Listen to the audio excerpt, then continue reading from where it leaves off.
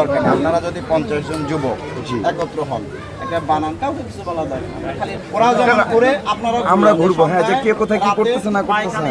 আপনারা বাড়ির মালিক। কিন্তু স্যার এই জায়গায় এখন আমরা 50 জন একটা গ্রুপ করব, সবার চোখ একদিকে, 20 জন একটা গ্রুপ করব। 10 জনের চোখ একদিকে, তো স্বাভাবিকভাবেই তো এটাই তো বললাম আপনি আমরা 20 জন একটা গ্রুপ করব না, আপনাদের প্রশাসনে করবেন যে এরা নিশ্চয় কোনো একটা কিসের ভিতরে আছে, সমস্যা ঠিক আছে? কারণ আছে তো আমি অপহরণ বলি, করে, ঠিক আছে? আপনি যখন আমরা কই যাব স্যার? আমরা তো একই অস্ত্র গরুও কাটা যায়, মানুষও কাটা যায়, তাই না? আপনি যখন সংগঠন করবেন, আপনার কার্যক্রম দেখে তো আমরা তো ভাই আগেই ধরি না। এই যে কিশোর গ্যাং, এরা তো নিয়মিত ঘুরে আপনার এখানে তো আছে, তারপর যখন অপরাধের সাথে যুক্ত হয় তখন আমরা ধরি। আমরা কি নর্মাল কিশোরদের ধরে নিয়ে যাই? এমনি এলাকার ভালোর জন্য কাজ করেন, তাহলে তো আমরা আর উল্টো আপনাদের সাপোর্ট দিব, আপনাদের সাথে যোগাযোগ রাখছি।